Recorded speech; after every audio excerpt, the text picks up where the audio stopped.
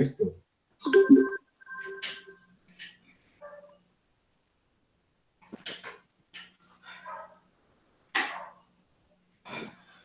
Estoy preguntando a Laura, a Wendy.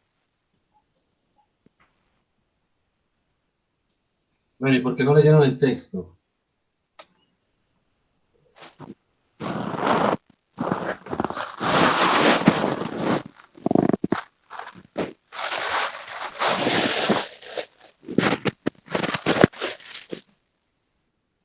Ok, ¿por qué no leyeron el texto?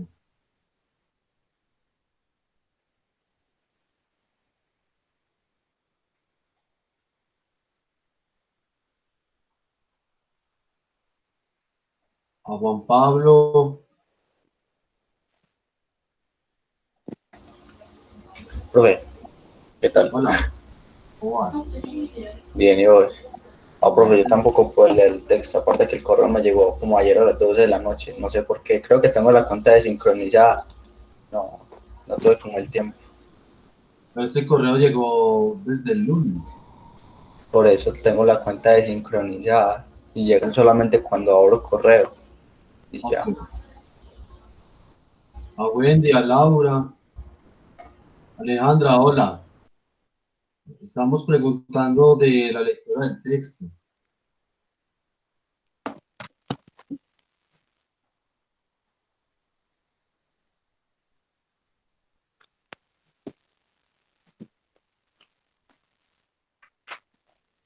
A Jessy Carolina, a Wendy,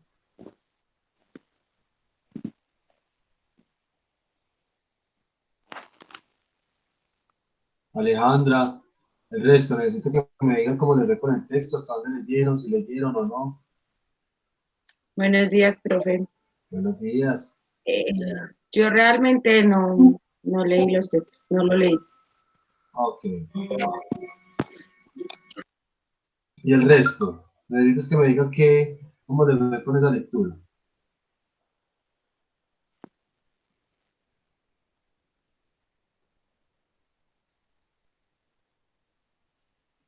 A ninguno entonces leyó, no solamente leyeron.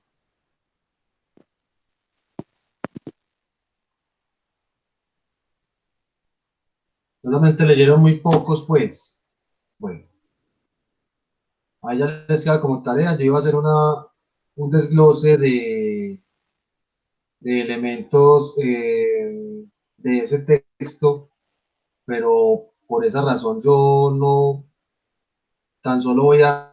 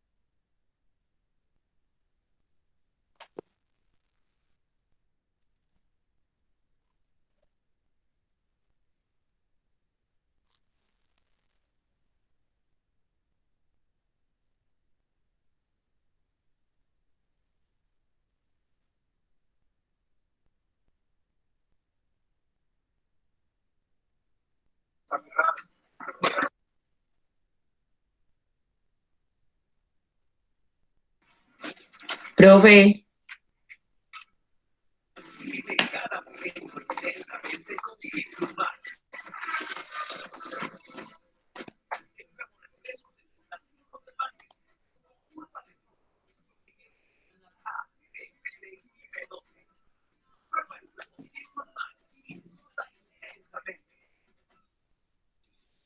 Es el momento de vivir una experiencia única.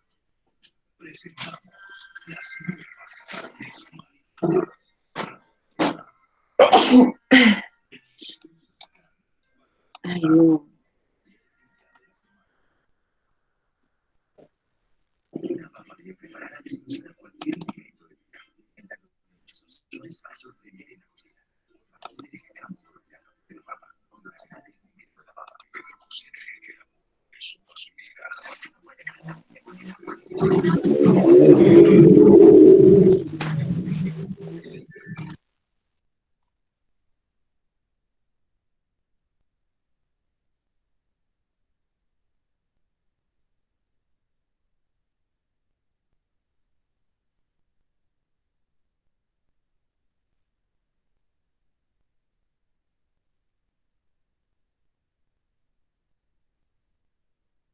Alejandra,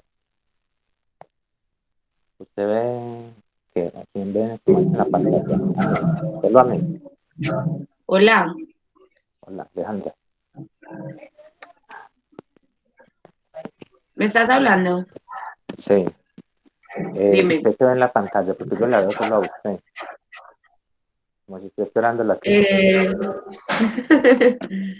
Eh, Es que el profesor acabó de usted me ve a escribir mí. por Ah, el bueno. WhatsApp que se le había, que tuvo un corte de luz, pero que ya entraba a la sesión. Y como usted y yo somos los únicos que tenemos la cámara, entonces Ah, se ve así. Yo lo veo a usted y usted me ve a mí. bueno.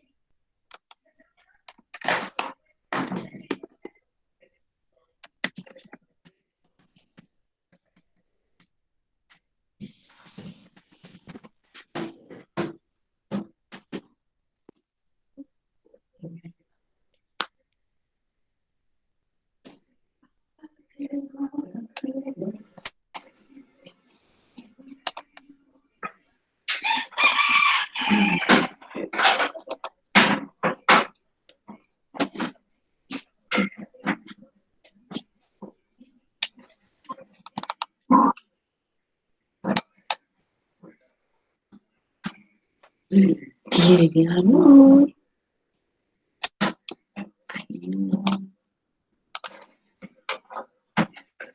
Hola, ¿me alcanzan a ver? Sí, sí, profe. Perdió. Disculpen, hubo un corte de luz muy abrupto.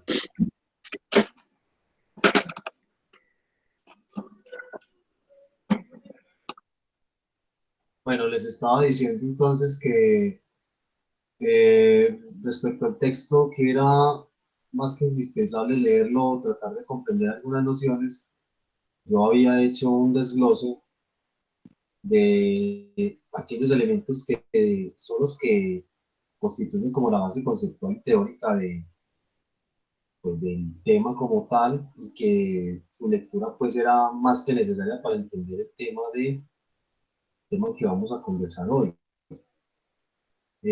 Asimismo, voy entonces a vista pues de que hubo muy pocos que leyeron, voy a resolver unas dudas muy puntuales. Muchachos, de los que no leyeron, ya al resto les queda la tarea de leerlo, pues obviamente aprovechando el hecho de que van a plantear ustedes, compañeros, los que leyeron, los que no comprendieron ciertos conceptos, vamos a resolver esas dudas, y ya pues el resto ya les queda esa consideración, ¿cierto? Pues si no, no vamos a entender obviamente lo que vamos a hablar. Para hoy también teníamos una exposición. Por aquí está la compañera Andrea. Está Andrea por aquí. Bueno,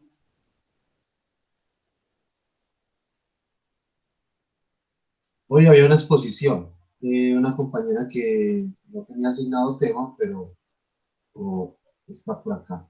Tampoco se ha reportado muy bien. Realmente proseguiremos con el tema. Eh, Daniela, ¿Cuántas exposiciones faltan? No, no es que falten exposiciones, faltan compañeros, no he entendido, que 2 o 3 que no tienen asignado tema. ¿Qué estamos haciendo? Pues les estamos asignando una temática para que la desarrollen a manera de exposición y dar como cumplimiento pues a esa parte, pues de, digamos así, el primer seguimiento. Sabemos que no lo estamos evaluando, quedamos en el compromiso de que utilizamos estos encuentros virtuales para abordar ciertas nociones, ciertos conceptos de estos temas y que en una eventual presencialidad pues lo reforzaremos. Pero en sí mismo nosotros ya evacuamos esa primera parte de esas teorías de la comunicación clásicas que en esa primera parte del curso nos comprendía ver, ¿cierto? Básicamente en estos momentos de la instancia en la que estamos en la asignatura, nos compete empezar a entender la concepción de cultura, el consumo cultural y esa relación que se entreteje con los medios de comunicación. Hoy les voy a hablar de los estudios culturales, que no es prácticamente una teoría, de hecho se le denomina comúnmente como una escuela inglesa, y que si bien empezamos a leer, empezamos a hablar de un asunto de la cultura, del consumo cultural propiamente, y teníamos este texto para leer hoy, elementos importantísimos para entender lo que nos plantea la escuela de Birmingham, que ya ahorita lo vamos a ver, con los estudios culturales, es todo, es una conceptualización que se hace de la cultura, que se empieza entonces a entender por consumo cultural y cómo se configura algo que se llama cultura popular, ¿cierto? Pero entonces ahí vuelvo y le repito, ahí venía el texto que era muy importante porque nos están hablando de una serie de definiciones de cultura que tienen que ver lo ideológico acá, y que se entiende por este asunto de la cultura popular, todo articulado al consumo de la cultura. ¿Listo? Bueno, entonces, John Freddy, compañeros, los que leyeron, los que alcanzaron a leer algo, ¿qué inquietudes puntuales entonces tienen? Eh, Pre, no, dale, John Frey, ahora yo primero. bueno, gracias Alejandro. Bueno, ahí el documento habla de alta cultura y cultura popular. En nuestro contexto, profe, también se trata de esa forma o no. O sea, esas dos diferencias como tan marcadas. O acá en nuestro Ok, contexto en Colombia no es así. ok, muy bien, listo. Aspectos de contexto. Cuando esos estudios empezaron todo el asunto de la cultura popular y esas diferenciaciones entre si hay una cultura popular o una cultura de clase alta, se empezó a analizar a la luz de los años 60 y 70, como el texto nos empieza a decir, con una serie de autores que llaman Raymond Williams, Stuart Hall y otros teóricos que ahorita los vamos a dar un poquito para entender de dónde son, que es una escuela de Birmingham. Ellos empezaron entonces a mirar cómo a partir de ciertos escenarios de la historia, se empezó a considerar el tema de la construcción de la cultura y el asunto de que la cultura se consume como bienes o servicios, bajo la lógica del capitalismo, por ejemplo, lo que nos establecía incluso la escuela de Frankfurt, que la escuela de Frankfurt nos estaba diciendo básicamente que la cultura se piensa, se concibe como un producto cultural desde la lógica de la economía capitalista. Entonces, cuando empezaron a nacer esos estudios y empezaron a revaluar como esas primeras concepciones que había hecho, por ejemplo, la escuela de Frankfurt y otros teóricos que empezaron a hablar de la misma cultura, ellos llegaron a un punto donde encontraron que siempre que se hablaba de cultura y siempre que se hablaba de consumo cultural, se hacía referencia básicamente a qué? A una serie de diferenciaciones, como si existiera una cultura de élite, una cultura de la clase alta y una cultura popular que es propiamente de la gente del común, por decirlo así. Cuando ellos empezaron a entender incluso que el concepto de cultura popular estaba muy arraigado aquí, a las vivencias y cotidianidades de la gente del común, del ciudadano corriente. Entonces, básicamente lo que ellos empezaron a establecer era que esas definiciones y esas concepciones de la cultura estaban, por ejemplo, así, perdón, no estaban de manera lineal, sino que estaban desbalanceados, como quien dice, la cultura, esa cultura que se construía alrededor y entre los consumos que realizaba, por ejemplo, la clase alta, pues obviamente era una cultura muy de la élite, del consumo de las artes, de ciertas expresiones culturales que propiamente no eran producidas, tenían otro sentido, otro significado para una clase elitista o alta, mientras que esos consumos culturales de la cultura popular obedecían a otras lógicas. La pregunta que hace John Bray me parece muy pertinente porque ya es articulándolo propiamente al contexto actual. Hoy por hoy no podríamos hablar incluso ya de esas diferenciaciones entre una cultura de clase alta y una cultura popular, una relación de tensión, porque esto se debió básicamente a que los medios de comunicación, en específicos como nos menciona el texto, lo que fue la televisión, incluso el cine, promovió precisamente el hecho de que se desdibujaran como esas fronteras entre lo que sería una cultura de clase alta y una cultura popular. Es decir, ya en la lógica del consumo cultural, pensado desde la masificación de los medios, desde ese auge del sistema económico capitalista, ¿qué podríamos decir nosotros que es cultura de clase alta y cultura popular? ¿Cierto? Entonces a eso nos referíamos entonces un poco de Freddy con el texto y que al hablar hoy en día de una identificación de una especie de cultura de clase alta en función o en tensión más bien con la cultura popular, no podríamos decir de que hoy por hoy exista una cultura de clase alta.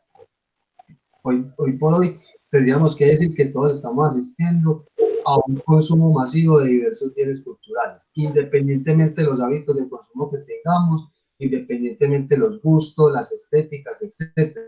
¿Por qué? Por la masificación de los medios de comunicación y hoy por hoy, obviamente por el fenómeno de la convergencia de medios en el escenario digital. Sabemos de antemano que todos los medios de comunicación tradicionales tuvieron que emigrar a todos los escenarios virtuales, digitales, como lo vemos viendo con las redes sociales, como bien lo vemos viendo con ciertos espacios virtuales, ¿cierto? Pero entonces obviamente en ese entonces no estaba internet, era funcionando, era consolidando todo un asunto del consumo cultural y de pensar de que existían unas culturas para ciertas personas, la clase alta y la clase popular, pero gracias a qué? A los accesos que se tenían en ese momento a los medios de comunicación que existían en ese entonces, o sea, los que estaban más masificados. ¿Alcanzo a responder tu inquietud, John Freddy? Sí, profe, gracias. Ok, John Freddy. Muy bien, ¿quién más iba a preguntar algo? Profe, yo que perdí de que la ideología es con lo que se trabaja, pues la principal característica, el principal concepto con el que trabaja la cultura popular, pero pues eso como se lleva a cabo, ¿cómo diría entonces esa ideología? Listo, muy bien. Les voy a compartir por acá pantalla.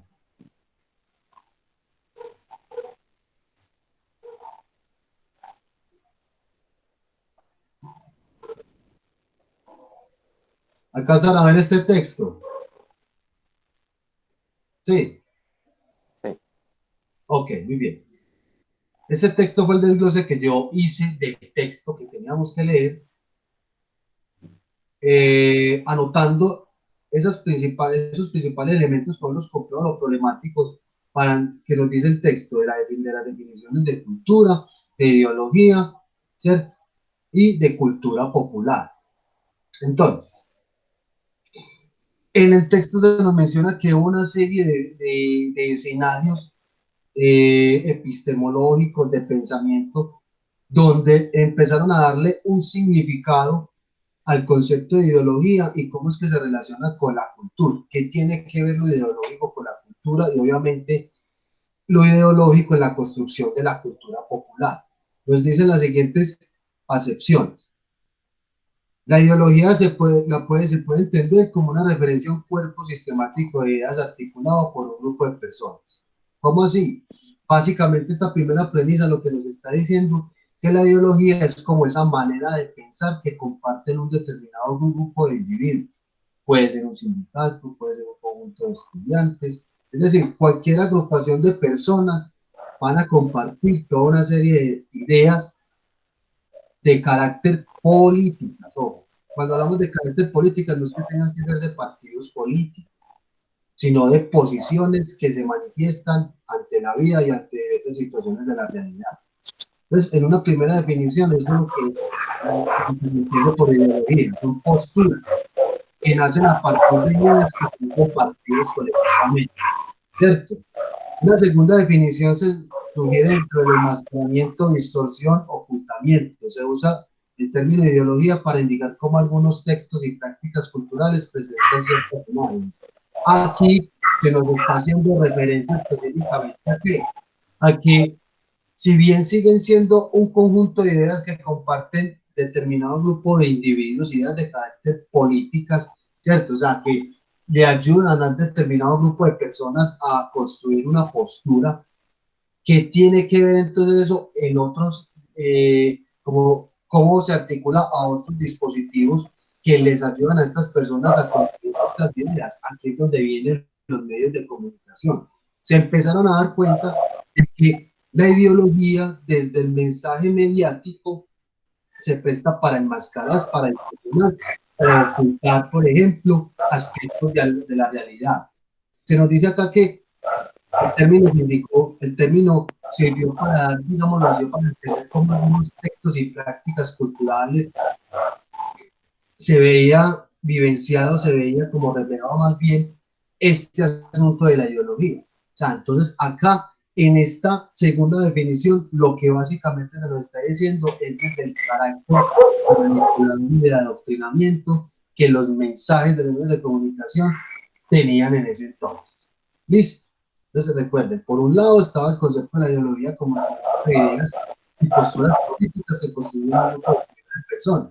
En esta segunda sección hace más referencia como a ese sentido que tienen los mensajes de los medios de comunicación y cómo actúa en función de adoctrinar, de manipular las audiencias. Profe, qué pena, es que no se te están teniendo muy bien por los perritos. ¿Quién tiene por ahí activado el micrófono? Ya. Ya. Bueno, no me entendieron hasta qué parte. ¿Me entendieron hasta qué parte? Hola.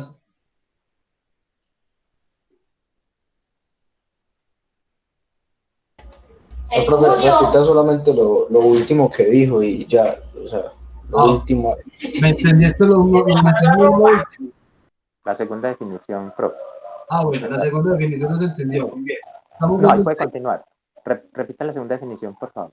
Ok, muy bien. ¿Están viendo el texto? Sí. Sí, ok, listo. No, recuerden que entonces, resumo esta primera. Esta primera concepción de la ideología hace parte del conjunto de ideas que comparten determinado grupo de personas. Esas ideas son de carácter político. Entonces, no es que estén adscritos, perdón, a un partido político, pero básicamente se refiere que ese concepto de ideología hace referencia a las ideas que construyen y comparten un determinado grupo de individuos y que a partir de esas ideas ese grupo de personas generan una postura ante la vida, ante diversas situaciones de la realidad.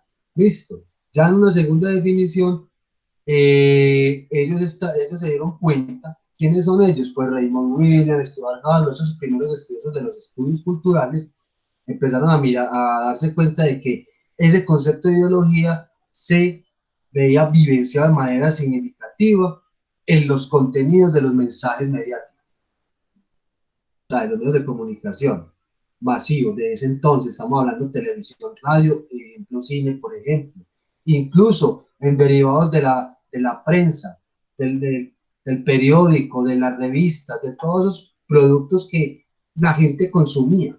A eso propiamente hablábamos del consumo cultural, de qué es lo que se consume, cómo se consume la cultura, a través de qué tipo de producto, ¿cierto? Partiendo de los medios de comunicación. Entonces a ellos hacemos referencia.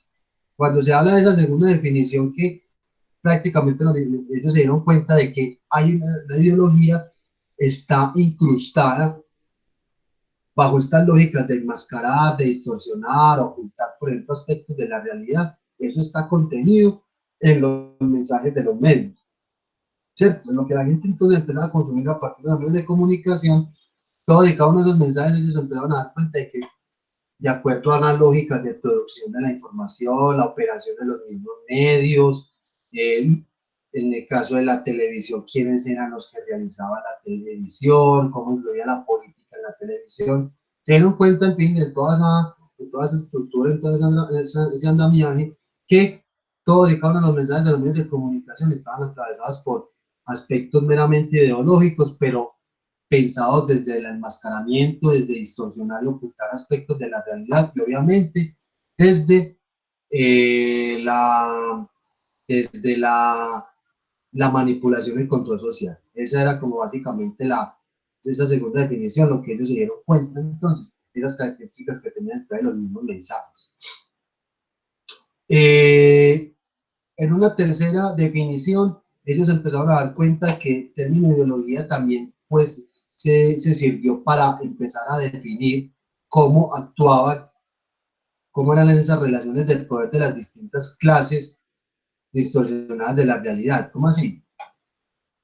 En ese momento todavía se seguía pensando y se veía viendo de manera muy marcada el hecho de que existieran unas culturas de clase alta o de carácter elitista en pugna o en función de unas culturas cada vez como más populares, más del ciudadano corriente, de la persona, de cómo se logra entender también en parte el concepto de cultura popular, ¿cierto? Entonces, ese término ideológico, ellos empezaron a entender de que esa relación entre cultura de clase alta y una cultura, digámoslo así, de clase baja, porque también empezaron a entender de que la cultura, el concepto de cultura popular se entendía como esa cultura del pobre.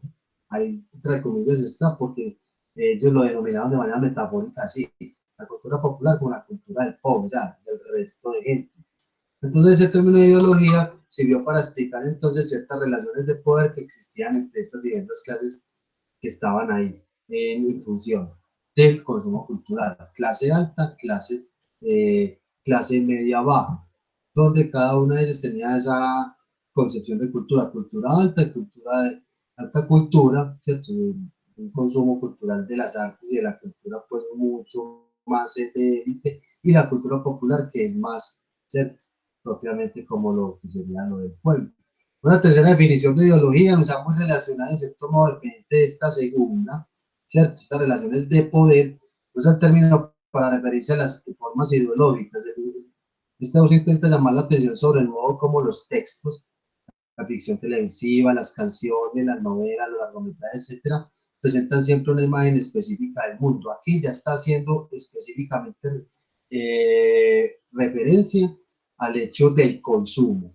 ¿Cómo entonces ese consumo de ciertos contenidos, por ejemplo, con estos formatos, la música, el cine, la televisión en ese momento se estaba convirtiendo en el boom del momento, estamos hablando de espacio histórico de 60, 70,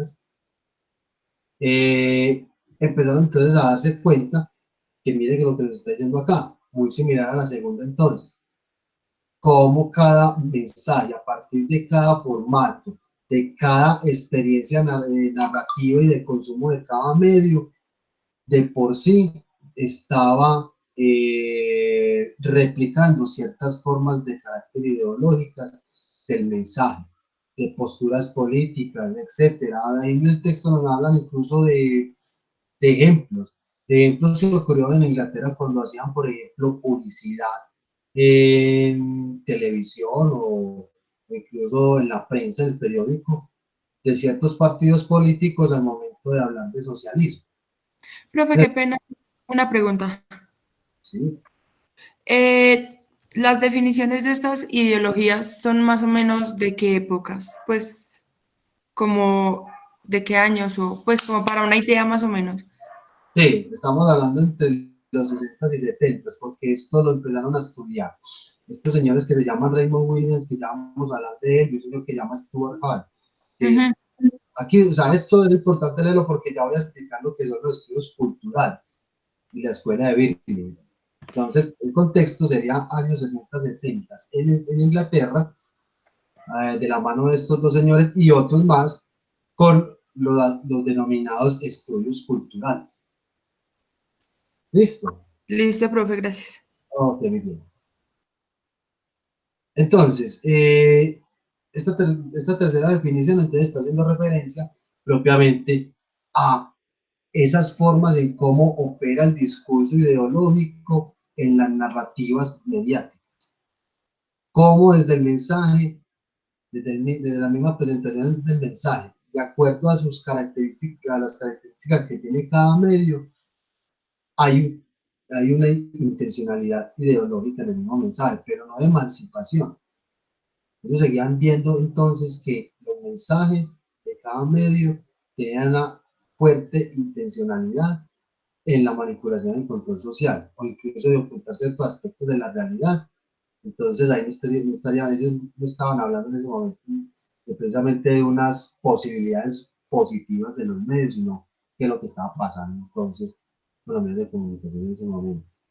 Estos señores que aparecen por acá son filósofos, sociólogos que han trabajado desde la sociología, incluso desde la antropología, conceptos más elaborados de la ideología, más en función de lo social, y que el texto no los menciona, y yo los quise colocar entonces acá para entender de que ellos ya, si bien estas tres definiciones se hicieron estas definiciones se hicieron desde la escuela de Birmingham, desde los estudios culturales, como se conoce, pues, lo que es esta escuela, ellos se pegaron, digámoslo así, o referenciaron a pensadores como Luis Althusser, que ha trabajado ciertas nociones de la comunicación, pero una definición de ideología desde esta lógica de este señor es que él ve la ideología no como un simple cuerpo de ideas,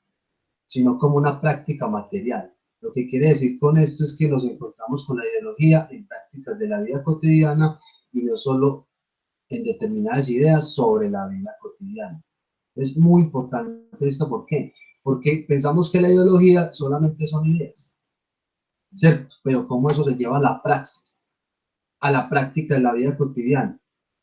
Cómo el individuo, a partir de ese conjunto de ideas que empieza a construir y a compartir colectivamente, no solamente manifiesta una postura ante la vida, a veces la postura pensamos nosotros que es un asunto estático.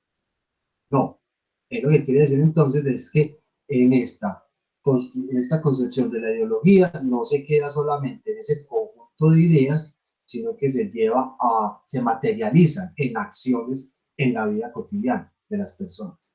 ¿Listo? Y por último aparece un señor, Roland Barthes, francés, que sostiene que la ideología opera principalmente en el nivel de las connotaciones, de los significados secundarios, a menudo inconscientes, que transmiten o que podemos hacer que transmitan los textos y las prácticas.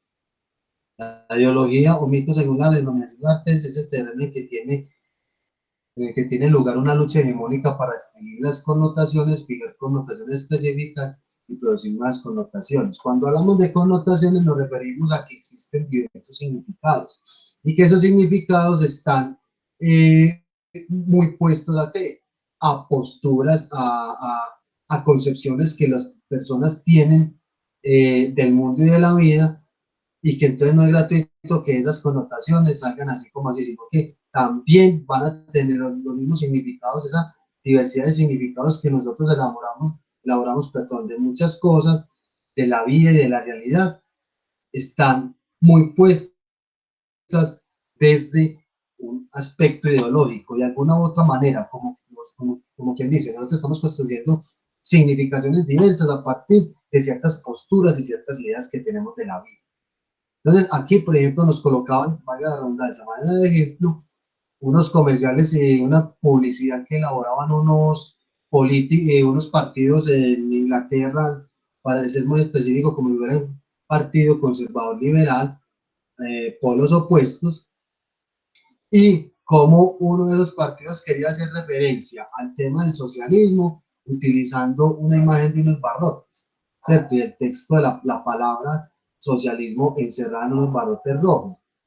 La connotación en términos visuales es significativa. O sea, no es para nada, positivo, pero no era la intención de ellos. Ellos querían decirte que el socialismo está en unos barrotes y que es necesario liberarlo, pero se entendió de otra manera. Entonces, desde lo visual, nosotros podemos empezar a entender de que hay diversidad de significaciones que podemos hacer de los mensajes, no solamente desde una imagen, sino cuando hablamos aquí de los textos, nos referimos a textos audiovisuales, los sonoros, en fin, la palabra texto se refiere básicamente al hecho de que existen diferentes formas, expresiones, estructuras narrativas de los medios de comunicación, y cada uno de ellos con esas formas operativas van construyendo obviamente sus mensajes, y todos esos mensajes siempre van a estar atravesados por una concepción ideológica. Una concepción ideológica que se ve fuertemente reflejado en qué, en ciertas influencias que van a generar estos mensajes en las personas, ¿cierto? Entonces, este señor nos está diciendo básicamente eso, que en el mundo de la producción de sentido de los medios de comunicación, todos y cada uno de los mensajes van a estar establecidos o van a estar consolidados o pensados desde la ideología misma, que muchas veces los significados que construimos, que se construyen a partir del consumo de los mensajes mediáticos, pueden ser conscientes o inconscientes. O sea, tendemos a asociar cosas, ¿cierto? Y que hay una relación de tensión en términos de que siempre va a haber una lucha de carácter hegemónica en términos de transmitir el significado que se quiere, en términos o en función del control, la manipulación social, por ejemplo, para restringir otras posibles connotaciones, en términos de que las personas, las audiencias, los públicos puedan elaborar otras. Entonces siempre le está diciendo de que los medios de comunicación siempre van a tratar de trabajar, de que ese mensaje tal cual como está construido y ese significado que se le dio a ese mensaje se transmita de esa forma y que no dé pie a otras posibles interpretaciones. ¿Listo? Bueno, me entendieron entonces, muchachos, y respondiendo a la pregunta del compañero Alejandro, ¿cómo actúan, cómo se piensa entonces la ideología? Pues sí, muchas gracias. Ok, bueno, Alejandro creo que me ha preguntado cómo se relaciona entonces la ideología con cultura popular. Obviamente teníamos que hablar de la ideología, cómo lo piensan, cómo lo conceptualizó los estudios culturales y bueno, y cómo se relaciona con la cultura popular. Muchachos, por eso era importante haber leído un poquito el texto, pero voy a dar estas son las definiciones que se tienen de la cultura popular de acuerdo al texto, de acuerdo a los estudios culturales. La cultura popular lo obtienen en esta distancia, muchachos. Corrientes que gustan a muchas personas, obra de tipo inferior, obra que intenta deliberadamente ganarse el favor de la gente, cultura de masas, y una cultura hecha por la gente para ellos mismos, como la cultura folclórica. O sea, todos estos elementos, y ahí les queda la tarea para leer. La cultura, entonces, la cultura popular se entiende como todas aquellas creaciones de carácter cultural, no es que tengan que hacer pinturas, esculturas, nada de eso, todo lo que represente cultura para la cultura popular se pueden entender desde el consumo de obras, o sea, de expresiones de carácter artística y culturales, de corrientes que comparten un determinado grupo de personas y que por lo general ese grupo de personas es una comunidad, expresiones que se intentan ganar, dice acá, en favor de la gente, básicamente es como las tendencias, aquellas cosas, aquellas expresiones culturales, aquellos productos culturales que generan como eh, una lógica de consumo masivo de bienes y productos culturales. Aquí obviamente entra, tiene que ver significativamente la cultura vista desde lo que nos establecía la escuela de Franco, la cultura de masas, desde la lógica del capitalismo, un consumo de bienes culturales, pero ¿qué pasa cuando la cultura se concibe como un producto, una mercancía? O sea, la cultura yo creo que va más allá de lo que es un producto, pero ¿qué pasa con la cultura vuelto o convertida en un producto de consumo masivo y comercial?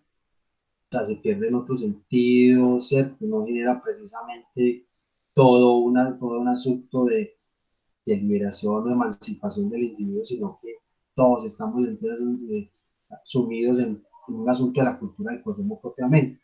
Y esta cultura hecha por la gente para ellos mismos se refiere como aquellas expresiones tan populares que construye la gente para dar significados a ciertas prácticas, ¿cierto? O sea, nosotros aquí, al haber colocado aquí en esta definición, la cultura folclórica, nos referimos como a aquellas producciones de carácter cultural, aquellas expresiones, aquellas prácticas, creencias, tradiciones que una comunidad, una sociedad construye para sí misma. ¿Cierto? ¿Qué significa para nosotros, por ejemplo, el colombiano fútbol? Eso hace parte de la cultura popular. Las músicas, ciertos comportamientos y ciertas prácticas que hacemos en la cotidianidad. ¿Eso qué significa? Todo eso hace parte de nuestra cultura, digamos así, como de nuestra idiosincrasia como sociedad. Sí, ¿quieren preguntar algo? Yo, profe, por ejemplo, cuando se celebran fechas especiales como el Día de la Madre o Amor y Amistad, pues cosas que comercialmente reúnen tanta gente, por así decirlo, eso también entraría ahí. Sí, claro. O sea, ya vamos a empezar a ver lo de la Escuela de Birmingham, estudios culturales, porque ya aquí vamos a entender otras cositas. Por último, vamos a ver dos clips de video para entender entonces, muy interesantes también, de todo este asunto de la cultura popular, pero claro, Daniela, respondiendo anticipadamente, todas estas prácticas y estas celebraciones que hacemos en días y fechas especiales, todo eso hace parte de nuestra cultura popular. O sea, la cultura popular ya no se puede entender como una cultura del pobre, como ellos lo entendían en ese momento, sino como un escenario de consumo cultural donde todo y cada uno de nosotros, inmersos en toda esta lógica de la sociedad de consumo, accedemos a ese tipo de productos, ¿cierto? Y que eso a su misma vez, esa cultura popular, va a estar siempre marcada ya al día de hoy. Está atravesada por toda una lógica de lo comercial, es decir, el neoliberalismo ya en su forma presente en Latinoamérica y el resto del mundo. Para el resto del mundo opera muy diferente que para nosotros en Latinoamérica, pero sí, esa cultura popular se puede entender entonces como ese conjunto de prácticas o de actividades colectivas muy propias de nosotros y que nos permiten, digamos así, en parte diferenciarnos de otras culturas, de otras sociedades, pero esas otras sociedades también las van a tener, sino simplemente que las llaman de otras maneras o tienen otros significados para ellas, ¿cierto? Nosotros celebramos, ¿cómo es? El Día del Amor y la Amistad, y en otro lado se llama Día de San Valentín, ¿cierto? Es decir, o no, la Navidad para nosotros, el diciembre para nosotros, es muy diferente obviamente a otros lados del mundo, pero los significados que nosotros construimos a partir de lo que es la Navidad y los productos culturales que elaboramos y consumimos para dar significado a la Navidad, eso hace parte pues propiamente de lo que es nuestra cultura en sí misma, ¿cierto? de lo que es nuestra cultura, lo que nos permite a nosotros diferenciarnos de otras comunidades y otras sociedades, pero recuerden que la cultura aquí la estamos concibiendo desde la lógica de la, dentro del consumo cultural, ¿cierto? Todavía eso se sigue pensando desde el consumo, desde productos básicamente de que nosotros compramos, consumimos constantemente. Eso yo creo, no hay ningún problema, que te vaya muy bien. Bueno, entonces, por aquí entonces me apareció la otra compañera de la exposición, ¿cierto? Ok, muy bien. Voy a compartirles pantalla.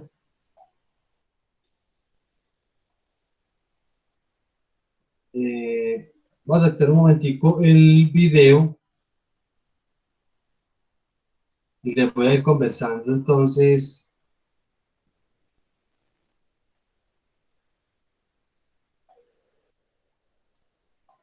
Un momento.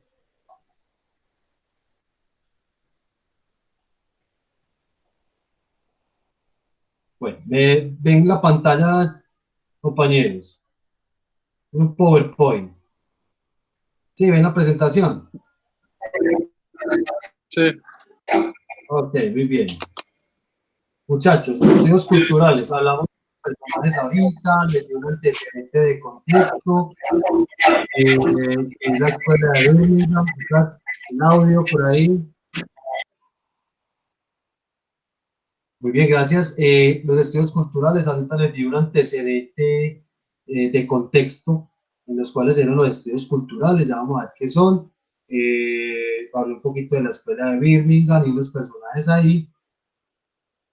Este tema se llama los estudios culturales y hacen parte, o más bien lo denominaron así, como aquellos estudios de la cultura que empezaron a hacer unos teóricos en Inglaterra entre los años 60, 70 en adelante, pero sobre todo los 60 y 70 de manera marcada, en lo que ellos denominaron Escuela de Birmingham, que era un centro de investigación, ¿cierto?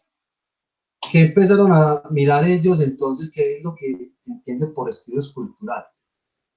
En esta primera, digámoslo así, concepción de los estudios culturales, se entiende que los estudios culturales es una especie de proyecto que revisó los cruces entre estas diferentes versiones de lo cultural, siempre poniendo en interacción las diferentes tensiones que se vivían entre la cultura, es decir, cultura de clase alta, cultura popular, ¿cierto? Cómo la cultura operaba en lo simbólico, en lo institucional, cómo la cultura tenía que ver con la historia. O sea, ¿por qué es importante la cultura en la historicidad de una sociedad?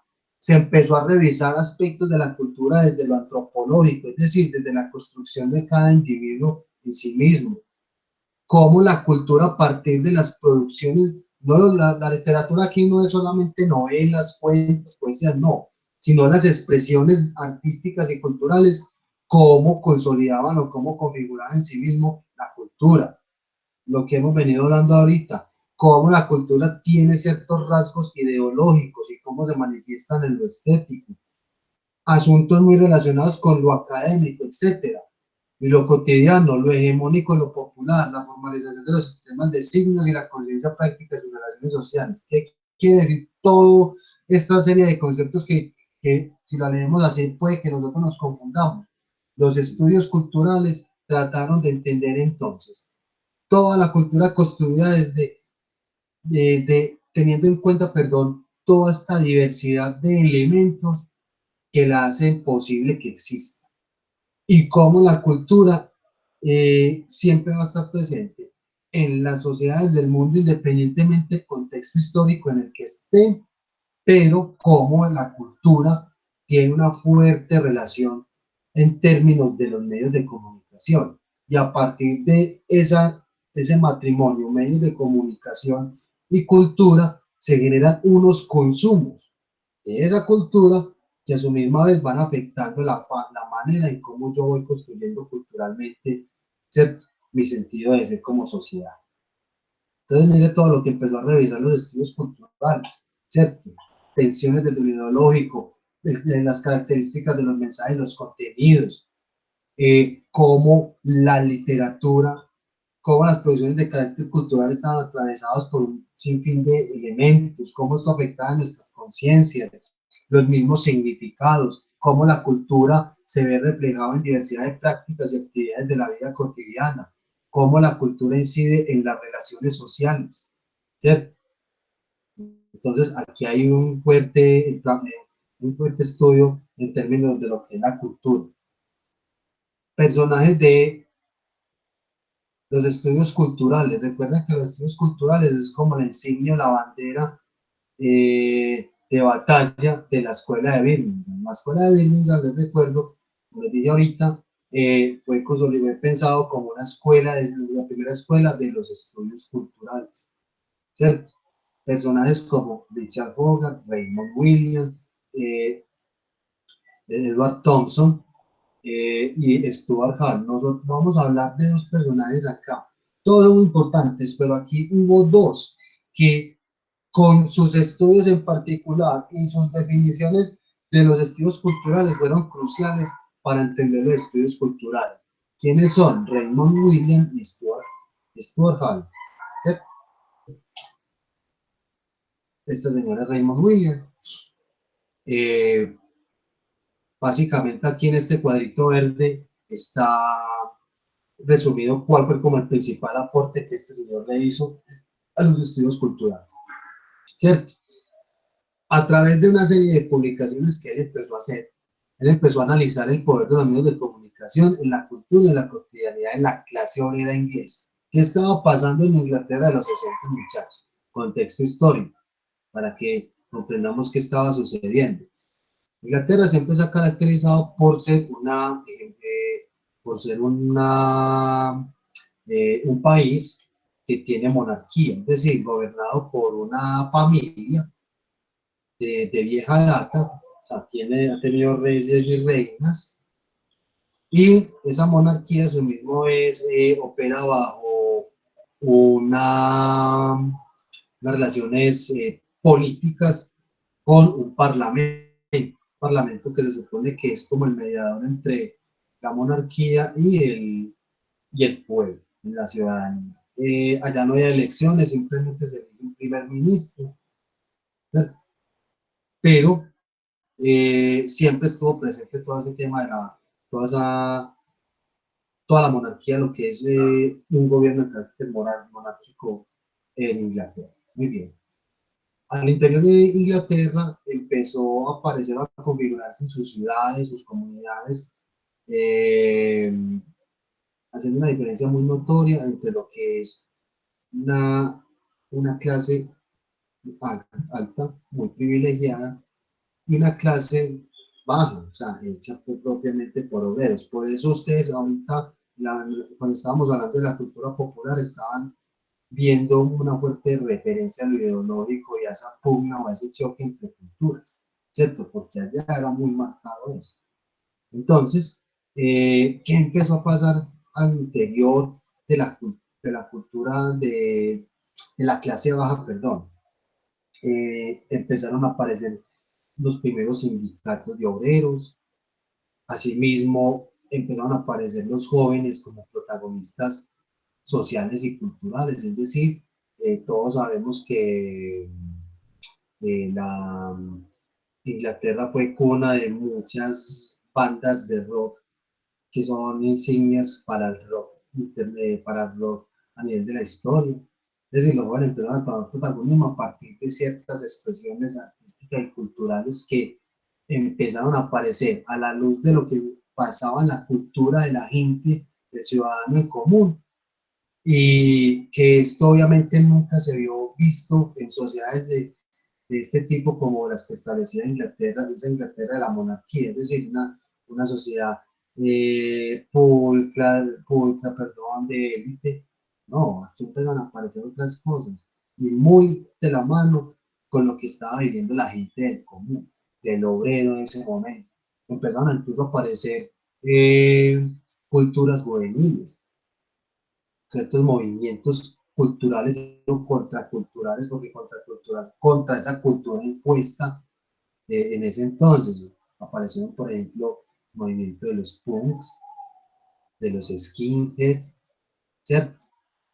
Asimismo se empezaron a consolidar, digamos así, dentro de la alternatividad, ciertos medios de comunicación que ya no hablaban típicamente de esa información de carácter, o sea, muy desde lo institucional, sino a retratar lo que estaba pasando con la gente, a vivenciar las actividades y prácticas cotidianas de, de esa clase baja, ¿cierto?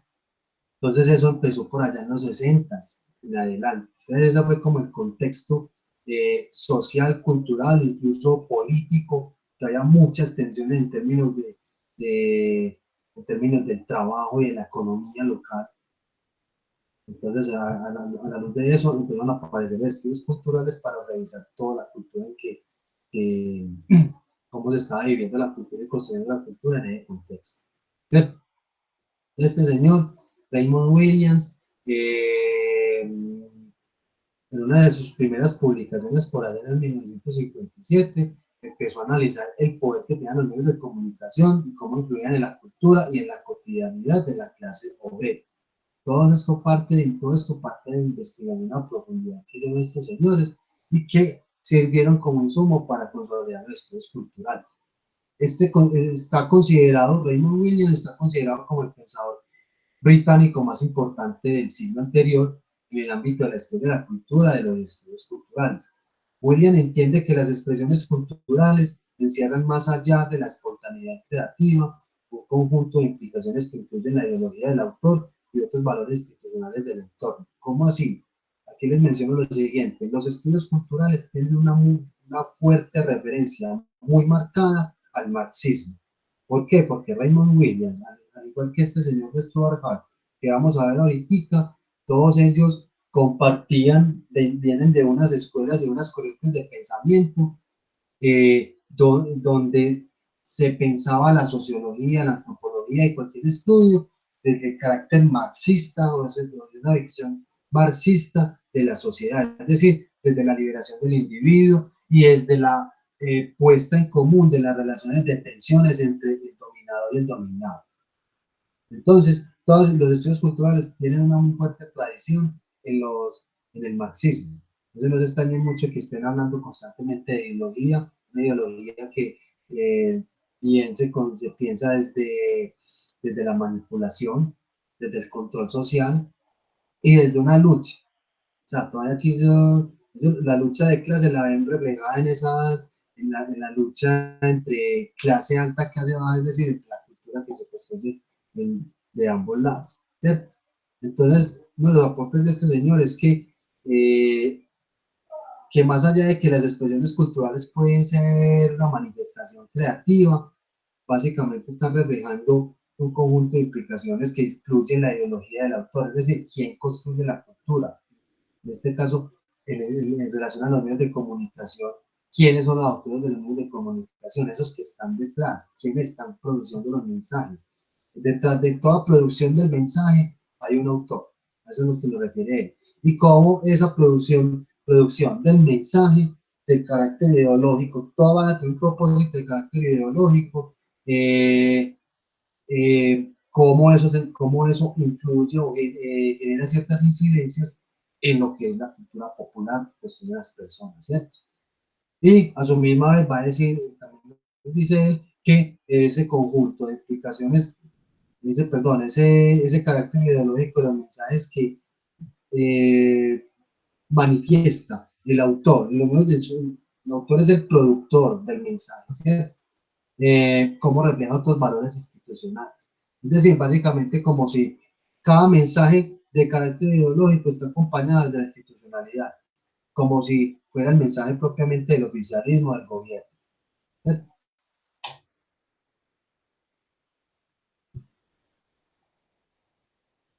Stuart Hall. Este señor es un migrante jamaiquino. Llegó a Inglaterra, ustedes saben bien que Inglaterra, o bueno, de pronto no sabían, en Inglaterra es considerado pues un país no multicultural, pero sí básicamente multirracial, con una fuerte, una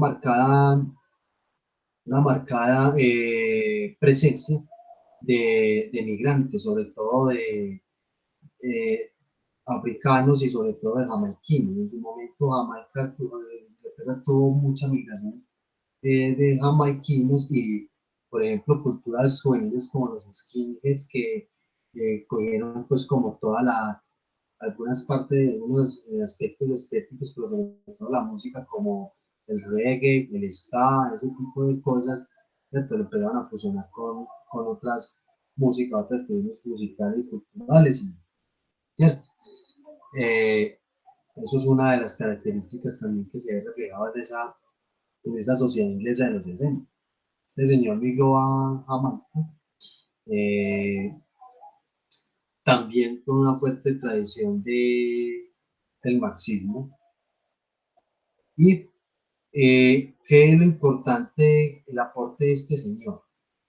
En términos de, aquí arriba en este primer apartado nos describe pues como uno de los primeros pensamientos o aportes de este señor, pero acá nos interesa entender esta segunda acepción y es, él estableció que la sociedad se mueve por conflictos que son basados en el sexo, la raza, la religión y las regiones, además de la clase. La cultura configura la percepción que tiene la gente de su identidad, tanto como de lo que es la economía. ¿Qué quiere? ¿Cuál fue el aporte entonces de este señor? Que esas tensiones que tienen las diferentes producciones culturales, o digámoslo así, esa cultura de clase alta y cultura de clase baja, se ha reflejado por qué, por descripciones o por ciertas características de su sexo, en la raza, la religión que comparten, las regiones de donde vienen o donde están ubicados, y obviamente la clase social, ¿cierto? O el estatus socioeconómico. Para él siempre van a seguir existiendo unas relaciones de tensión entre diversas clases sociales, entre diversos grupos, ¿cierto? Entonces, eso, cómo se refleja en la cultura, todas esas tensiones. Nos dice entonces que la cultura se mueve por estos grados de conflicto, por estos niveles de conflicto, y que y él también establece, también dice que la cultura ayuda a configurar la manera en cómo nosotros percibimos nuestra propia identidad y cómo nosotros construimos sociedad y por ende cómo construimos relaciones de economía, etc. Entonces, al yo estar inscrito, digámoslo así, o compartir una cultura en particular, lo que me está diciendo este señor es que esto va alterando, esto va incidiendo significativamente en la percepción que yo tengo de mí mismo, en la percepción que yo tengo del otro. Casi que, como quien dice, si yo puedo transitar entre una cultura y otra, y ese tránsito entre una cultura y otra va a alterar, digamos así, mi identidad, mi personalidad, va a afectar mi juicio, va a afectar la manera en cómo me defino a mí mismo, cómo defino al otro, cómo entiendo al mundo, ¿cierto? Entonces, esto es uno de los principales aportes de este señor. Aquí viene lo siguiente, y es que, ¿qué pasa cuando hay una relación entre cultura y medios de comunicación en términos del consumo de los contenidos y el mensaje mediático? Este señor nos dice que hay tres cosas o tres momentos que pasan, que le sucede a la gente a la hora de entender o interpretar un mensaje del medio de comunicación. Y hay tres, él establece a manera de modos, o sea, esos consumos, esa descodificación del mensaje. ¿Qué es lo que pasa con la gente? Porque tengamos en cuenta lo siguiente, aquí todavía se sigue pensando en que el mensaje tiene un carácter ideológico, un del adoctrinamiento del control social y de la influencia que puede generar en las personas que lo consumen, y que siempre va a haber unas relaciones de tensión entre los individuos que pertenecen a diversas culturas, ¿cierto? Por todo lo anterior dicho. Dice él entonces que hay tres modos que pasan a la hora de descodificar el mensaje, o sea, a la hora de interpretar el mensaje. Hay un modo hegemónico, un modo negociado y un modo de oposición. Ese modo hegemónico es cuando las personas descodifican el mensaje, nos dice acá, la descodificación del receptor es equivalente a la codificación del emisor.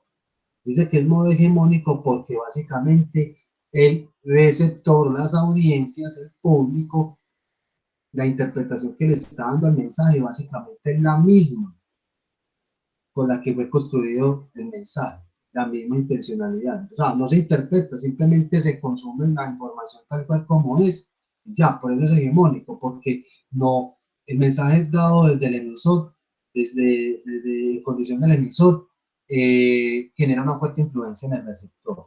Como quien dice, se traga entero el cuento. Pero también dice que hay un modo negociado.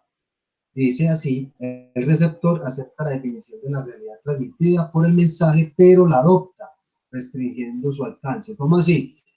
Aquí las audiencias se dan cuenta, el público se da cuenta de que el mensaje tiene un significado en particular, ¿cierto?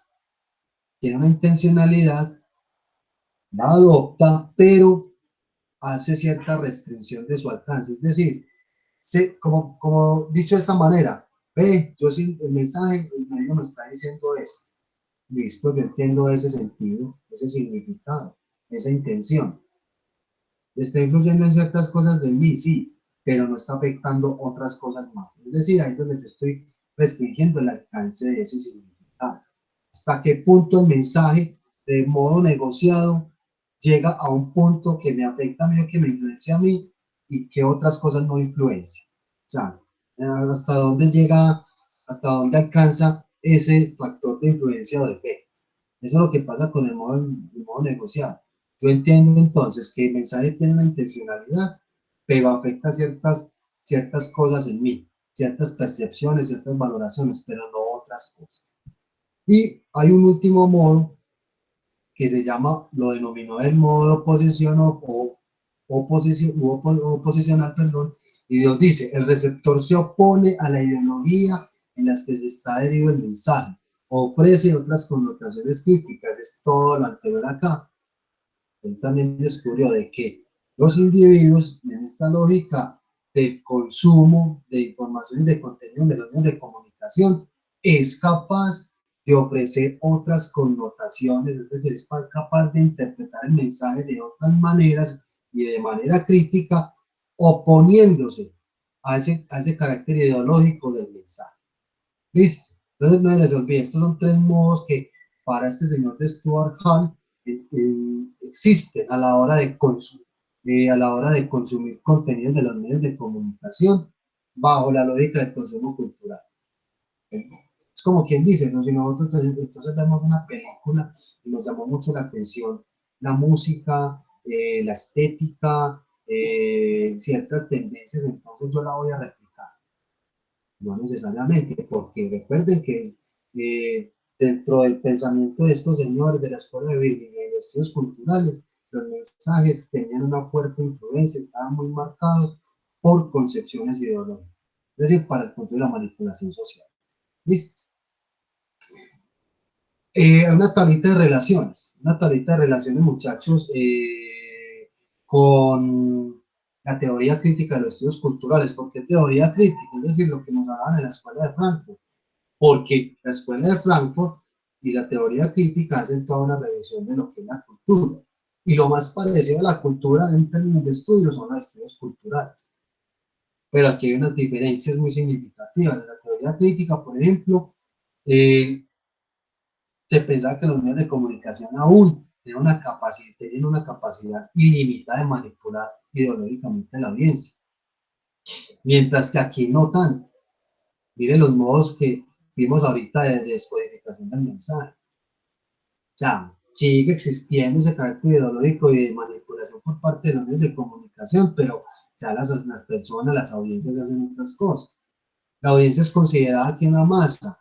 Aquí también, pero también tiene que ver algo, que ellos consideran que las audiencias también tienen particularidades, que pertenecen a diversos grupos, subculturas, por eso se habla de culturas populares, ¿cierto? De construcciones culturales de acuerdo a ciertos rasgos y características de estos grupos sociales.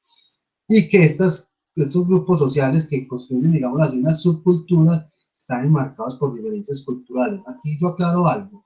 En los estudios culturales siempre se estaba pensando lo siguiente, que como quien dice aquí en este lado, estaba cultura de clase alta y en este lado, cultura de clase, la cultura de la clase obrera baja, ¿cierto? Una cultura popular, cultura de élite, cultura popular, pero no estaba establecida como en una relación lineal, sino en unas relaciones de poder en donde había un dominador y un dominado. Es decir, esa cultura del pobre se consideraba cultura de baja, una cultura, perdón, de clase baja. Entonces no estaban establecidos como una línea o unos extremos, digamos así, iguales, sino que eran unas relaciones muy, muy marcadas. Por eso siempre se pensó de que lo popular era como algo bajo, ¿cierto? Como el común de la gente. Y en ese entonces, pero miren, que siempre se tenía esa idea, gracias a qué, a que nos empezaron a enseñar a las personas a pensar de esa manera, ¿cierto?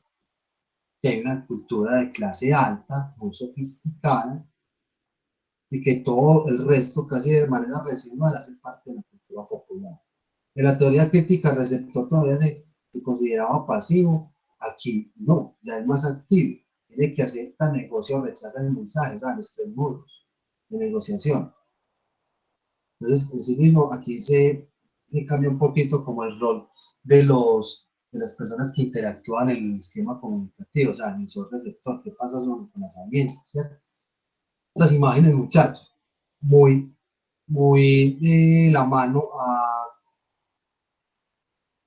de la diversidad de productos de la cultura popular, no solamente en el caso de Inglaterra, sino lo que empezamos a ver en la, perdón,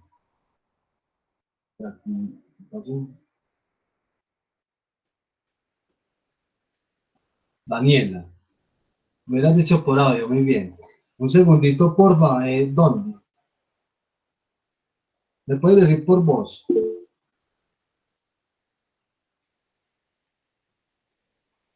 Me tengo que volver otra vez a la caja. Al cuadro. Dígame, ¿están viendo las diapositivas? Sí, profe. Sí. Sí. Sí, Daniela, dígame dime qué tú tienes con el cuadro. ¿No tienes audio? Sí, profe, qué pena. No entendí, fue la última parte, la de el receptor es pasivo y en la otra la del receptor juega un papel activo. Esa fue la parte que no entendí. Ya, mira, que en la teoría crítica todavía consideraban que el receptor o las audiencias eran pasivas, o sea, muy supeditadas al consumo. Aquí se pensaba todavía de que el receptor era manipulable, o sea, como quien dice, se tragaba el cuento entero. En los estudios culturales se acepta que el mensaje todavía tiene esa intencionalidad de incidir significativamente o de manipular a las audiencias, pero en las audiencias el receptor es más activo, o sea, es diferente a este receptor de la teoría crítica. ¿Por qué es diferente? Porque, miren lo que vimos ahorita, estos modos de descodificación del mensaje, ¿cierto? Acepta el mensaje, o lo puede negociar o totalmente rechaza el mensaje desde el medio de comunicación. Eso es lo que hacen las audiencias desde los estudios culturales. O sea, los estudios culturales pensaban que las personas se comportaban asumiendo estas acciones de aceptar, de negociar o rechazar el mensaje. ¿Listo? Vamos hablando de estas imágenes, que estas imágenes propiamente lo que quieren aludir son elementos, prácticas o actividades de la vida cotidiana que están incrustadas o que se ven vivenciadas de manera significativa en prácticas de la cultura popular.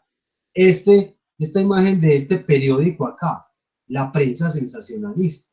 La prensa sensacionalista, o sea, tiene un nombre muy llamativo porque, o sea, como a partir de ciertas situaciones que llaman mucho la atención, que están muy de la mano con la cotidiana de las personas, se convierte en noticia.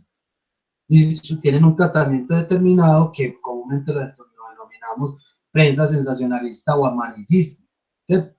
El amarillismo. Entonces, esto no es nuevo, eso es un periódico incluso sensacionalista de España. Pero ese periódico sensacionalista, si ustedes se pueden analizar, bueno, ¿quiénes consumen esa prensa? El que hubo, la anterior Chivo, otros periódicos por ahí de carácter sensacionalista, son muy de la, ¿cierto? De la gente del ciudadano en común. O sea, hace parte de una práctica cultural que si bien de pronto a muchos de nosotros no nos gusta, no nos no consumimos, indudablemente no podemos decir de que no hace parte de la cultura popular, ¿cierto? Esta segunda imagen de las personas viendo la televisión.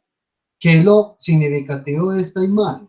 Era el hecho de que ver televisión era una experiencia colectiva, o sea, de familia, ¿cierto? Y eso es una práctica, es una manera de ver, era una manera de ver televisión en su momento. Hoy por hoy ya no vemos televisión en familia, vemos solos. No, no en la sala de nuestras casas, es decir, ahí se ve vivenciado de manera significativa todo un asunto, ¿cierto? De los hábitos y las maneras de ver y de leer el mensaje mediático, que no solamente puede ser la televisión, antes usted ponía la radio, o sea, ¿qué hacemos nosotros ya con la radio? ¿Qué hace la gente con la radio? En fin, esta imagen de acá, muy llamativa, la última, ¿cierto? Muy propia de la publicidad de los 50.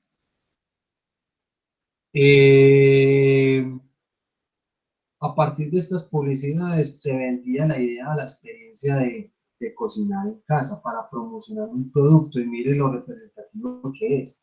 Me está mostrando el ama de casa y se ven felices, ¿cierto? Muchas dirán, o muchos dirán, profe, no, sí, obviamente los contextos han cambiado y hoy por hoy puede ser esa imagen interpretada desde, desde un asunto muy desde género o desde un machismo o de este sentido, ¿cierto? Pero esto era, o sea, es una muestra, por ejemplo, de cómo desde la publicidad se trabajan con aspectos muy cotidianos para vender, por ejemplo, una nevera, una estufa o un producto en particular, haciendo uso de qué? De unos estratos, unas representaciones de la realidad de lo que era cocinar, ¿cierto? Como una experiencia muy propia del hogar y una experiencia muy propia para compartir con otras mujeres en igual de condiciones, ¿cierto? Para cocinar, ¿cierto? Entonces, un elemento pues, gráfico dentro de la publicidad para entender esos mensajes, esos significados. Cultura popular. Aparecen estas figuras, todo el tema de las historietas, de los cómics. Esto hace parte precisamente, muchachos, de la cultura del consumo cultural que nosotros asistimos desde la cultura popular, que hoy por hoy no es popular. O sea, es posible, como decía ahora, como preguntaba yo, Freddy, se ve vivenciado una cultura de clase alta y una cultura popular, ¿cierto? O sea, ya hoy por hoy, de manera marcada, ¿no? Hay cierta diferenciación de ciertos productos culturales, pero hoy por hoy la cultura popular es muy rica en estos elementos, ¿cierto? Que aquí los libros nos dicen la música, cómo la música ayudó o sea, su emancipación y dentro de la lógica comercial que tiene un producto cultural, cómo ayudó a cómo se masificó y cómo incidió en las culturas de otras sociedades de otro lado del mundo, ¿cierto? Superman sabemos que no es de acá, producto netamente comercial de Estados Unidos, pero no podemos negar de que está incrustado en nuestra cultura popular, como un personaje, un superhéroe, que lo podemos ver en una película, un videojuego, en un cómic, ¿cierto? Camisetas, en fin. Todos esos elementos chicos hacen parte de la cultura popular, ¿cierto? Vamos a terminar. Muchachos, estas dos diapositivas, me saltó unas. Aquí el objeto de estudio, ¿qué elementos son los que hacen parte, que estudia la cultura popular? Los medios de comunicación y la política, la identidad, la sexualidad, en fin, los estilos de vida de las nuevas clases, subculturas juveniles. Todos los elementos ya hacen parte de los estudios culturales. Se basaron por hacer estudios de carácter empíricos, sea, se alejaban un poquito de teorías muy científicas, fue más que todo por el descubrimiento que ellos fueron haciendo del día a día. Adoptan diversas doctrinas, recuerden que tuvo una fuerte influencia con el marxismo, y trata de fusionar de diferentes doctrinas o disciplinas y otras áreas. Y miren lo que dice por acá, se enraiza en la cultura popular. Los estudios culturales tienen una fuerte presencia y han focalizado o han prestado mayor atención a todo lo que pasa en la cultura popular. Eso es como el caldo de cultivo de los estudios culturales. Ya estas diapositivas, chicos, las siguen siendo consideraciones generales muy importantes de los estudios culturales. ¿Qué otros enfoques hay de los estudios culturales? ¿Qué temáticas se estudian, por ejemplo? ¿Cierto? Y yo les quería mostrar lo siguiente. Sí. Profe, el lenguaje también se podría considerar como cultura Total. popular. Pues, por ejemplo, el parlante. Muy buena pregunta, Alejandra. Todo eso hace parte de nuestra cultura. La cultura tiene la capacidad de ser reflejado y de incidir significativamente en las construcciones idiomáticas y lingüísticas. ¿Y el parlache qué significa? Claro, eso da cuenta de una cultura, ¿cierto? Las jergas populares. O por ejemplo el hecho de que nuestra cultura, la gastronomía, me puedes incluso preguntar de la gastronomía, tiene que ver con la cultura, claro. Entonces el lenguaje tiene que ver de manera significativa en la producción y en la transmisión de la cultura como tal. Listo, entra perfectamente como objeto de estudio, puede ser, de hecho es un objeto de estudio muy particular en los estudios culturales. Listo. ¿Alguna otra pregunta? Profe, sí, Sí. sí. Pues, o sea, me puse a creer con la definición del segundo personaje que mencionaste y que decía que de alguna forma la teoría crítica era pasiva y que ahora se volvió un poquito más activa con respecto a las connotaciones. Suponiendo que esta persona puede dar a entender a un grupo de, pues a una masa de personas un contexto o cambiarle la cultura en su juicio a cada una y que cada una tenga como un propio, pues como un propio índice de lo que él dijo, o sea, teniendo en cuenta que lo interpreta de forma de negociación. A ver, entonces, básicamente, entendiendo tu pregunta, Juan Pablo, es que ¿cómo se ve hoy en día vivenciado esa Sí, negociación, aceptación del sí, mensaje? pues porque pues pues lo que te entendí era que antes era un poquito más manipulable ese tipo de masas amorfas con respecto a la publicidad, como dijo la compañera el Parlache, o una cultura general, dependiendo de la popularidad. Pero ahora, pues, o sea, el sentido cambia porque ya todo el mundo es un poquito más crítico en cuestión de Ok, interpretación. sí, muy bien, Juan Pablo, me parece muy importante tu pregunta. A ver, pongamos en el siguiente asunto, en el siguiente contexto actual. Todos y cada uno de nosotros estamos inmersos en una lógica de consumo, ¿cierto? De productos de carácter cultural, en una sociedad de consumo, de mercado. La cultura sigue siendo todavía un bien, un producto que entra en esta lógica. Nosotros constantemente estamos consumiendo cultura. Eso cómo afecta nuestras personalidades, incluso nuestras percepciones. No es que nosotros veamos la película y ahí mismo nos gustó mucho el personaje y nos vamos a vestir como él se vistió en la película, en la escena, ¿cierto?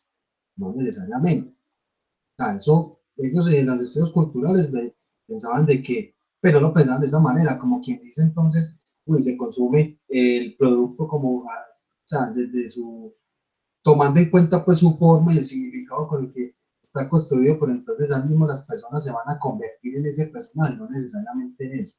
Pero sí se ve fuertemente influenciado y reflejado más que todo en la manera en cómo nosotros actuamos en nuestras vidas diarias, cómo nos relacionamos con el otro. Y una muestra de ellos es que nosotros no somos, digámoslo así, el mismo que ayer. Siempre estamos en constante cambio. Lo que pensábamos, por ejemplo, hace 2 años es diferente a cómo pensamos ahora. Y esa, digámoslo así, esa reconstrucción o reconfiguración de nuestras ideas, de nuestros pensamientos, también se debe gracias a qué, al hecho de que hemos podido acceder a ciertas informaciones o conocimientos que muy seguramente las consumimos de una u otra manera, no necesariamente viendo una película o viendo la televisión, pero recuerden aquí que la literatura y el conocimiento tiene que ver con todo el asunto de la cultura del consumo cultural. Entonces no es que esos cambios, esas transformaciones se dan como de manera explícita o visible, no. Hay que analizarlos a la luz de cómo hoy por hoy la cultura nuestra se está dando, se está configurando. Los jóvenes, ustedes como jóvenes al día de hoy, consideran de que tienen ciertas similitudes o siguen, o podríamos, digámoslo así, compararlos con jóvenes de otras generaciones en cuanto a sus concepciones, sus ideas, sus pensamientos, sus maneras de ser, sus maneras de actuar. No, lo cierto es que sí se ha descubierto de que, y a partir de los estudios culturales, y miren que también hemos hablado de otras teorías de la comunicación, en donde la cultura es uno de los engranajes o como el combustible que hace que los medios de comunicación tengan tanta efectividad en las personas. Porque la cultura es un bien tan preciado y es tan fácil como de convertirlo en producto que a todos nos gusta, a todos nos consumimos. Y que de alguna u otra manera eso nos va afectando a nosotros, en nuestra identidad, vuelvo y le repito, en esta manera de relacionarnos con el otro, cómo construimos sociedad, en nuestros hábitos, ¿cierto? ¿Acaso entonces a responder esto, Juan Pablo? O sea, el asunto es un poco complejo, porque no se ve, como te digo, de manera vivenciada o tácita o explícita cómo es esa transformación de la cultura, pero la vamos viendo a través de un proceso, a través de un momento histórico, ¿cierto? Juan Pablo, ¿acaso a responder tu inquietud? Sí, profe, pues con respecto a eso, pues eso merecería como tal otro estudio como aparte. Como estabas mencionando, o sea, siempre estamos en constante cambio, pero no hay como un punto pues no pienso que haya como un punto de referencia básico, como decir, aquí empezó a cambiar, sino que directamente todo el mundo va creando una construcción del lenguaje de donde parte toda esa información, ¿no? Claro, y recuerden que, por ejemplo, el caso Netflix, eso hace parte ya de una lógica del consumo donde cambió todo un paradigma en términos de los productos culturales audiovisuales que nosotros consumimos en la actualidad, ¿cierto? Porque la plataforma no solamente nos ofrece diversidad de producciones, sino que eso cambió totalmente en términos de que cómo es posible que una plataforma de esta le ofrezca a nosotros como usuarios, como consumidores, como audiencia la posibilidad de obviamente de yo elegir qué ver, a qué hora y qué otras cosas más tiene Netflix. Cosas que por ejemplo la televisión convencional o el operador de cable convencional no ofrece, ¿cierto? Entonces mire que ahí se modifican consumos y los hábitos de consumo hacen parte de nuestra cultura del consumo. O sea, es una manera también de ver esto muy articulado a, a la cultura popular. O sea, cómo nosotros construimos la cultura popular a partir de lo que consumimos en los medios de comunicación. Cosas muy reflejadas, muy explícitas. Las culturas juveniles, los estudios culturales, muchachos, hoy por hoy, incluso hay estudios de posgrado avanzadísimos en estudios culturales, porque es que no es una cosa que paró ya. No, los estudios culturales todavía se siguen haciendo y afectan significativamente incluso de decisiones del Estado, perdón, del gobierno. Hay esto a profundidad de grupos de jóvenes, de un sinfín de comunidades, ¿cierto? O sea, todavía tiene vigencia, es algo que ha dado, digamos así, mucho palo, porque es muy importantísimo. Pero entonces, por ejemplo, un aspecto a analizar dentro de la cultura popular, específicamente que en el caso de los jóvenes, ¿cuántas veces hemos visto que surgen tendencias a partir de lo que vimos en clips musicales, las tendencias o los hits de último momento de cierto artista? Todos ellos están articulados a una lógica del consumo cultural, de la lógica, perdón, de la cultura como mercancía, como producto. ¿Y cómo entonces nosotros hacemos consumos culturales de eso? Entonces es una manera también de ver reflejado entonces cómo eso, de ver, perdón, vivenciado, cómo eso se ve reflejado entonces a a nuestras identidades, nuestras maneras de relacionarnos socialmente, cómo nosotros construimos nuestra cotidianidad, cómo vemos la realidad, cómo son maneras, por ejemplo, cómo nosotros eh, nos sentimos y vivimos el hecho de ser colombianos, latinoamericanos, en fin, todo esto afecta significativamente la vida humana, ¿cierto? Chicos, yo les voy a mostrar una última cosita, ya vamos a terminar. Este video me parece que me impacta mucho, es por el hecho de que a través de lo cómico, incluso de la sátira, eso es lo que es el consumo popular, ¿cierto? De manera significativa y reflejada lo que es el consumo, lo que es el consumo cultural desde la lógica de lo que pueden ser los estilos culturales, ¿cierto? Yo creo que ya sí me lo deja compartir. Y me van a decir entonces si lo vemos.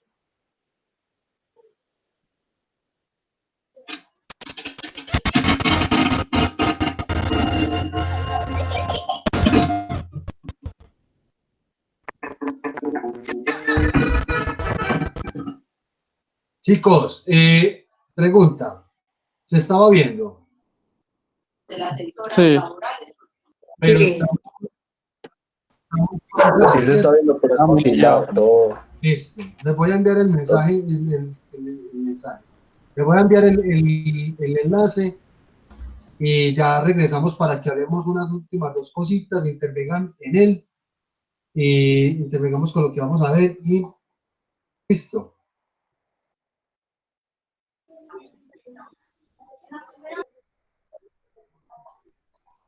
Perdón, es el último, yo creo que es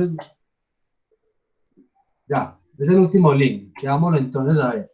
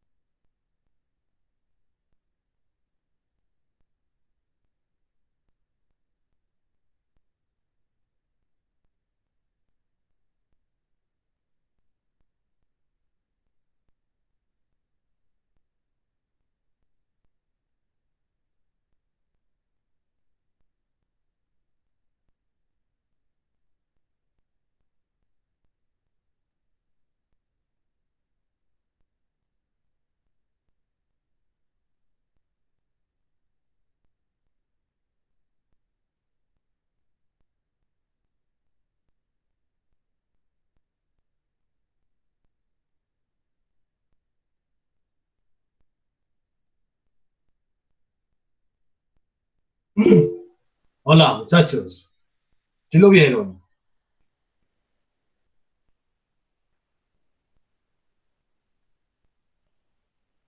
Hola.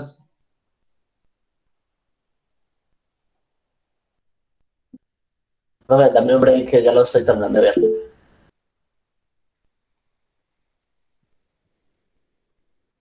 Bueno, ya para que vamos acabando, muchachos, ¿cómo les pareció el video?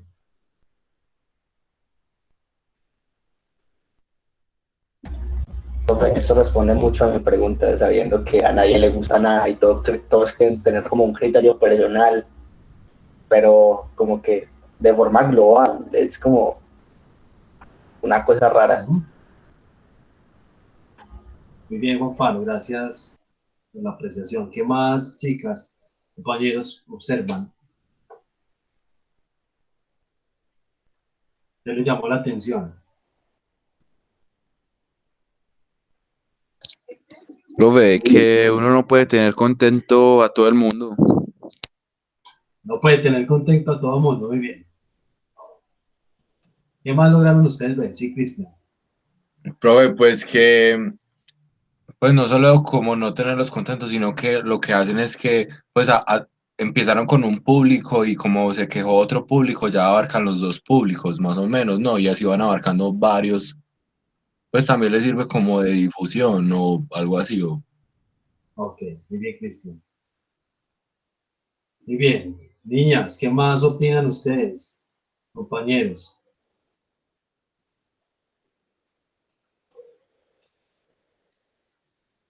Profe, yo no lo pude ver, es demasiado lento el internet, entonces ahorita lo veo cuando termine la clase. Ok, muy bien. ¿Algo más? ¿Alguna otra aporte? ¿Preguntas?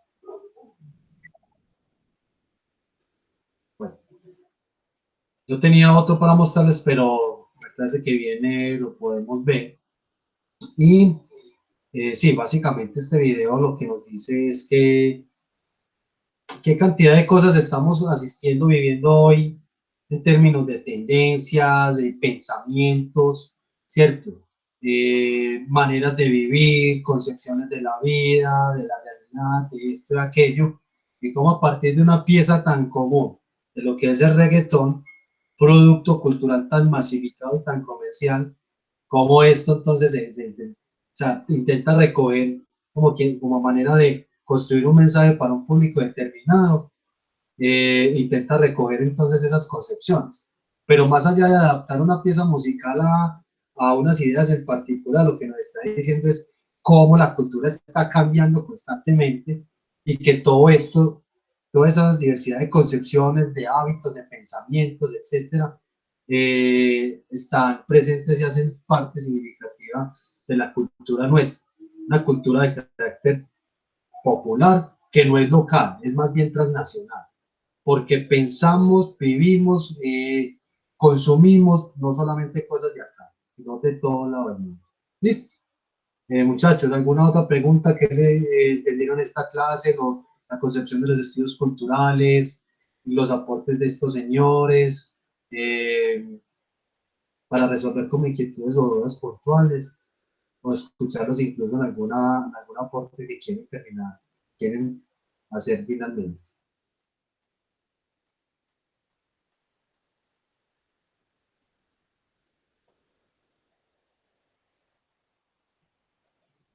No hay inquietudes, no hay aportes, no hay algo más por decir.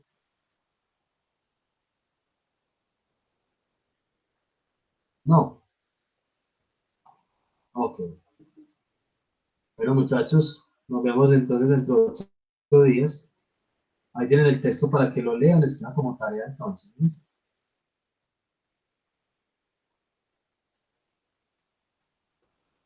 Hola, chao, que estén muy bien. Ok, Chao, profe, listo. gracias. Luego, profe, Hasta luego, feliz tarde. Muchachos, gracias. Que estén muy bien. Chao. Chao.